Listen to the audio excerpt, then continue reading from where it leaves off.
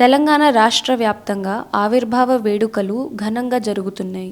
Secunderabad parade గ్రౌండ్లో నిర్వహించిన వేడుకల్లో సీఎం రేవంత్ రెడ్డి పాల్గొన్నారు. ఈ వేడుకలకు ప్రత్యేక అతిథిగా జపాన్లోని కిటాక్యుషు సిటీ మేయర్ టకేచి హాజరయ్యారు. రాష్ట్ర అవతరణ దినోత్సవం సందర్భంగా తెలంగాణ ప్రభుత్వం కీలక నిర్ణయం తీసుకుంది.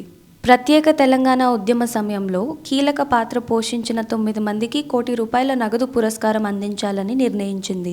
ఈ బహుమతిని సీఎం రేవంత్ రెడ్డి అందించారు. ఉద్యమం సమయంలో తమ సాహిత్యం, కళతో ప్రజల్లో ఉద్యమ జ్వాలలను రగిల్చిన కవులు, కళాకారులు, సాహితీవేత్తలు 9 మందిని ఎంపిక చేసి వారికి నగదు పురస్కారం అందిస్తామని తెలంగాణ తల్లి విగ్రహ ఆవిష్కరణ సమయంలో రేవంత్ వెల్లడించారు.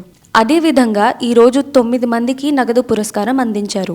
ఎక్కా యాదగిరిరావు, అందేశ్రీ, సుద్దాల అశోక్ తేజ, జయరాజు, పాసం యాదగిరికి పురస్కారాన్ని సీఎం అందించారు. దివంగత గూడ అంజయ్య, గద్దర్, బండి యాదగిరి నగదు పురస్కారాన్ని వారి కుటుంబ సభ్యులు అందుకున్నారు. విదేశీ పర్యటనలో ఉన్న గోరటి వెంకన్న తరపున ఆయన కూతురు పురస్కారాన్ని అందుకున్నారు.